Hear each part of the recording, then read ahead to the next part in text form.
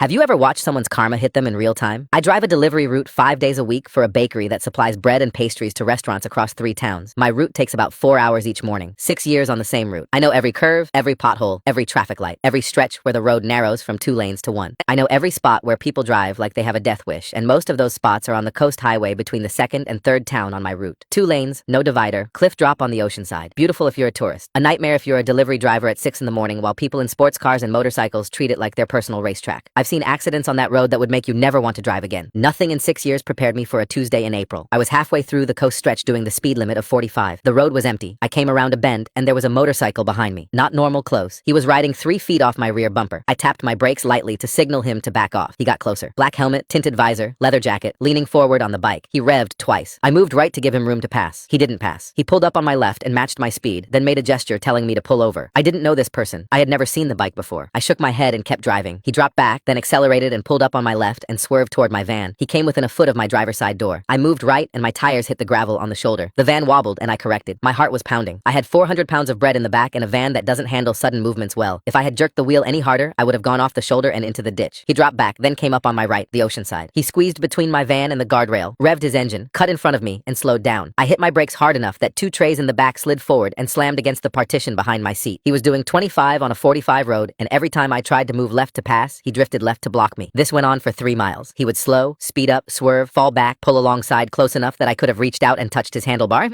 I don't know what I did to this man. I don't know if he was angry about something that happened before I even noticed him, or if he just woke up that morning and decided the first vehicle he saw was going to have a bad day. All I know is that for 10 minutes on a cliff road at 6 in the morning, a stranger on a motorcycle was trying to put me into a guardrail or a ditch or worse. I stayed calm because panicking on that road kills people. Both hands on the wheel, speed steady when I could hold it. I didn't honk, I didn't gesture, I didn't speed up to get away from him because the van can't outrun a motorcycle and trying would have put me at risk on the curves. I just drove. Around minute 8, he pulled alongside on the left, revved hard enough that I felt it in the steering column, then accelerated ahead by about 50 feet. I thought he was finally leaving. He wasn't. He slowed in the middle of the lane and waited for me to get close. Then he hit his brakes. I swerved right and my mirror clipped a branch hanging over the shoulder. He accelerated and pulled ahead again. The road was approaching the sharpest curve on the coast stretch. Left-hand bend, tightens halfway through, 25 advisory. Most people take it at 30. He was 60 feet ahead of me and he was not slowing down. He entered the curve doing at least 50. I watched him lean into it and for a second it looked like he might hold it. Then the curve tightened and his back tire lost grip. The bike slid right and he went left. His body went over the handlebars and he hit the pavement on his shoulder and rolled. 3 rolls, then a tumble that turned into a full cartwheel. Arms and legs spread against the road. He flipped end over end twice more before he stopped sliding 40 feet from where the bike went down. The motorcycle kept going on its side, sparks flying off the fairing until it hit the guardrail. I pulled the van over and got out. My legs were shaking. The man who had just spent 10 minutes trying to put me into a ditch was lying on the asphalt 60 feet away, and I could hear him groaning. Part of me wanted to get back in the van and drive. He chose this. He did every single thing that led to this moment, but I called 911. While the phone rang, I walked toward him. I knelt down and said, "Hey, can you move? Are you okay?" He yanked his helmet off and tossed it to the side. He looked right at me. No pain in his eyes, no confusion, just pure rage. He said, "You did this. You ran me off the road." I just stared at him. He pushed up on one elbow and pointed at me. "Don't touch me. I'm going to sue you for everything you have." I stepped back. The 911 call had connected. I gave the operator the location and told her a motorcycle rider had crashed and was conscious. The whole time, Boston yelled from the ground, "He cut me off! That van was swerving across both lanes! He brake-checked me!" Every word was the exact opposite of what happened. He wasn't ranting. He was choosing his words. He was making sure anyone who showed up would hear his version first. He wasn't in shock. He was working on his case. That wave of guilt I had been feeling, that maybe I should have done something different, maybe this was partly my fault, all of it dissolved. I walked back to my van and checked the damage. The passenger side mirror was cracked from the branch. There was a scratch along the panel below it. I opened the back doors. 2 trays of bread were smashed against the metal partition. Loaves crushed. Rolls everywhere. That was product I was supposed to deliver. I took out my phone and started taking pictures. The cracked mirror, the scratch, the smashed trays, the bread on the floor. And then I remembered something that made me stop mid-photo. My van has a dash cam. My boss had them installed in every delivery van about 2 years ago after another driver got into a parking lot fender bender with no proof either way. I had never once needed the footage. In 6 years, I had never had a single incident that required me to think about it. The camera just sat there recording and overwriting itself, until now. I leaned in through the driver's door and looked at the unit. The red recording light was on. The memory card was in the slot. It had been running the whole time, the whole 10 minutes. Every swerve, every brake check, every time he pulled alongside my van and got close enough to touch. Every time he came at me from the ocean side riding between my van and the guardrail over a cliff. All of it. I didn't play the footage back. I didn't need to. I just needed to know it was there, and it was. I felt something shift in my chest, and it wasn't relief exactly. It was more like the ground under my feet going from soft to solid. Like I had been standing on sand and now it was concrete. Boston was still yelling from the road, saying he was going to call his lawyer, saying I blocked him, saying I was driving in the middle of the road on purpose. Every lie louder than the last. I didn't say a word. I didn't tell him about the camera. I closed the van door, sat on the rear bumper, and waited. Because every word coming out of his mouth was being measured against 10 minutes of footage that told the real story. The The sirens came from the direction of town, echoing off the cliff face. A paramedic unit and a fire truck came around the bend. Two paramedics went straight to Boston and got him on a stretcher. A firefighter walked over to me. "Are you hurt?" I shook my head. He said, "Can you tell me what happened?" Before I could answer, Boston's voice cut across the road. "He cut me off! He was driving in the middle of the road!" The firefighter looked over at Boston, then back at me. "Heaven!" His face didn't change, but I could tell he was reading it. 2 stories, 2 people, one on a stretcher and one standing next to an undamaged van. I said calmly, "My van has a dash cam. It recorded everything." The firefighter nodded slowly. "Okay, hang tight. Highway patrol is on the way." A few minutes later, a patrol car came around the curve and parked behind the fire truck. The officer who got out was a woman. She walked the scene first, followed the skid marks from the start of the curve to where the bike ended up against the guardrail, crouched at the rail and looked at the scrape marks, stood up and looked back at my van on the shoulder 60 feet behind the crash point. She was putting the picture together from the physical evidence. She went to Boston first. He was sitting up on the stretcher with his arm in a splint. I was 30 feet away and couldn't hear every word, but I could hear enough. He told her I was driving erratically, swerving across both lanes, brake checking him. And then he said, "That guy in the van has been a menace on this road for months.